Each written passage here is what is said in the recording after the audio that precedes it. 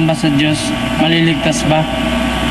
Pagka hindi ka sumasamba dahil tumatanggi ka, hindi ka maliligtas.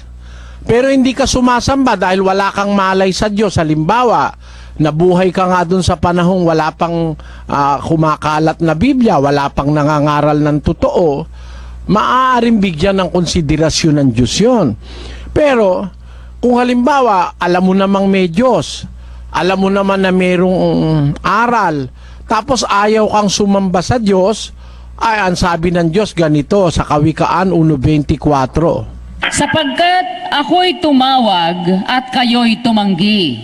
Aking iniunat ang aking kamay at walang makinig, kundi inyong iniuwi sa wala ang buo kong payo at hindi ninyo inibig ang aking saway. Ako naman ay tatawa sa kaarawan ng inyong kasakunaan. Ako'y manunuya pagka ang inyong takot ay dumarating. Pagka ang inyong takot ay dumarating na parang bagyo at ang inyong kasakunaan ay dumarating na parang ipo-ipo. Pagka ang hirap at hapis ay dumating sa inyo, kung magkagayoy, tatawag sila sa akin, ngunit hindi ako sasagot. Hahanapin nila akong masikap, ngunit hindi nila ako masusumpungan, sapagkat kanilang ipinagtanim ang kaalaman at hindi pinili ang takot sa Panginoon. Let us read that in Spanish. Por cuanto llame y no quisisteis, extendí mi mano y no hubo quien excusase. Antes desechasteis todo consejo mío y no quisisteis mi reprensión.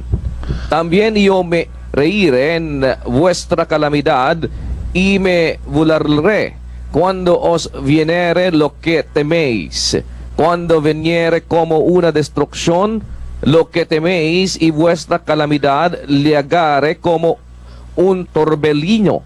Cuando sobre vosotros viniere tribulación y angustia, entonces me llamarán y no responderé, me buscarán, me mañana y no me hallarán. Ayan, tatawag sila.